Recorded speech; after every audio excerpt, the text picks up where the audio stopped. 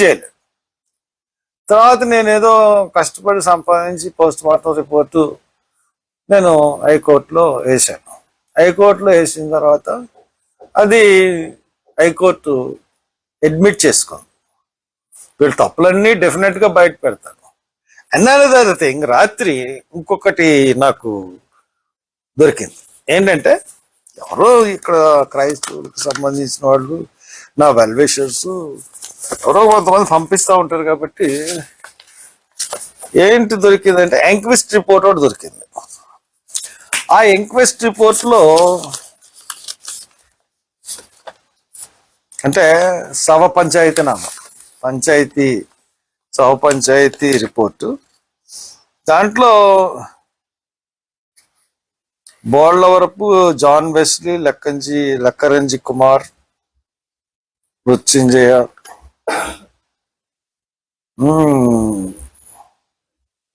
కులం కాపు Christian, Marrellapudi Satyasuryanarayana, Vijayasarathi Brahman Christian 54 సంవత్సరాలు, అల్లు నాగలక్ష్మి,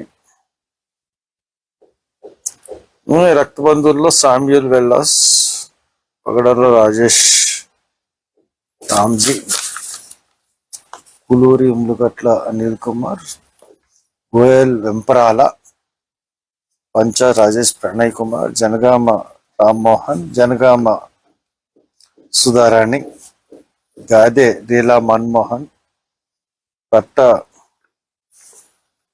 ఇమాన్యుయల్ సన్న పీటర్. అలాగా కొంతమంది మనకి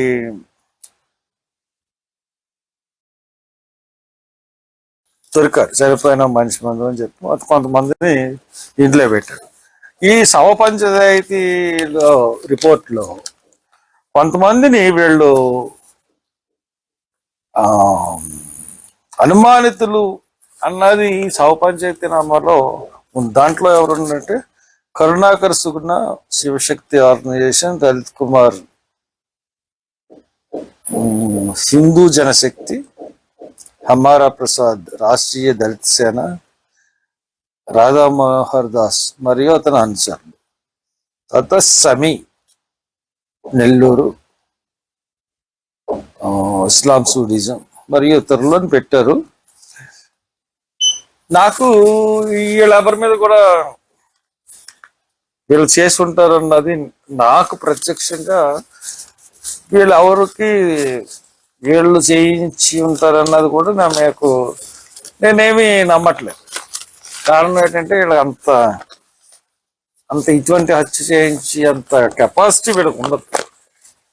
ఈ కరుణాకర్ సుగుణ, ఈ అమర్రావు ప్రసాద్ వీళ్ళకి అంత ఉండదు.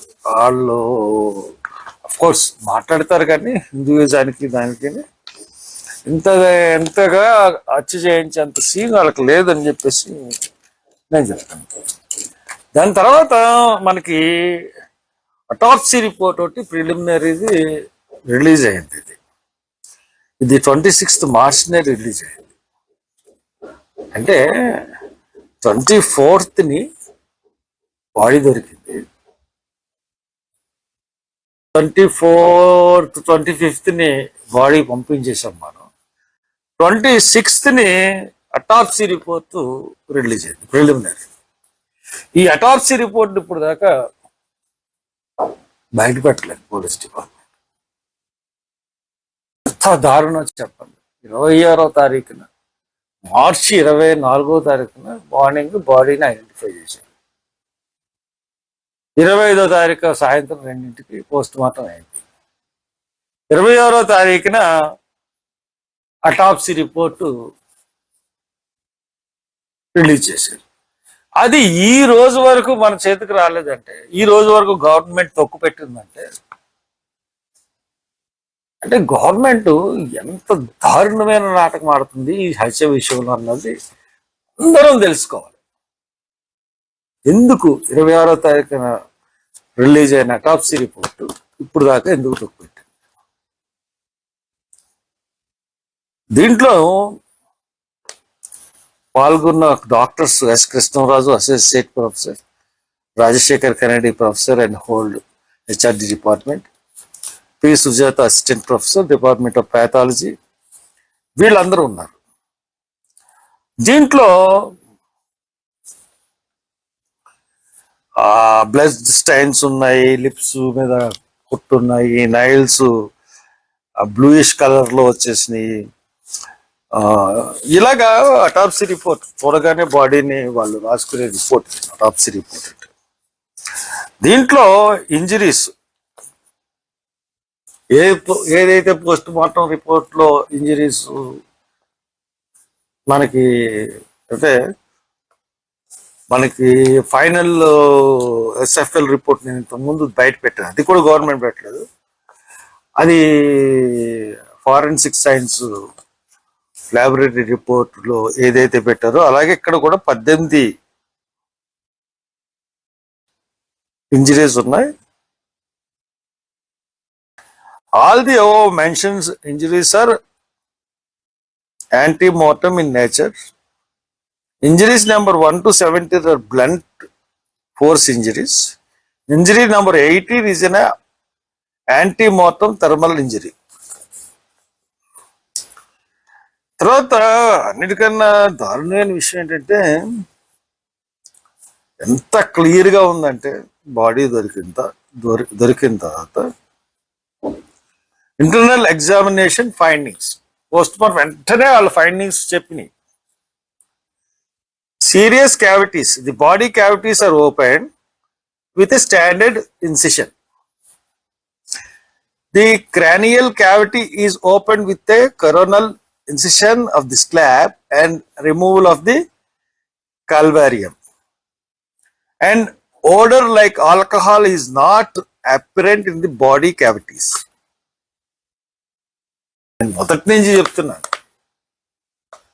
25వ తారీఖున పోస్ట్ మార్టం తీస్తే 21వ తారీఖున ఈ బాడీ అటాప్సీ చేస్తే దాంట్లో ఎక్కడ ఆల్కహాల్ అన్నవాళ్ళు కనపడలేదు. The lungs are softened and fill the peculiar cavities. There is no evidence of pneumothorax. There is no infusion in either pleural cavity. There are no pleural adhesions. There is no exit fluid in the pericardial sac. There is no evidence of pericarditis. There is no evidence of organs. There is no evidence of peritonitis. There is no blood in the peritoneal cavity. There is no aesthetic fluid. After removal of the organs from the body, inspection of serious cavities reveal no evidence of fracture of ribs, sternum, clavicles, verbal column or pelvic walls, contusion, hemorrhage in not present in the body walls.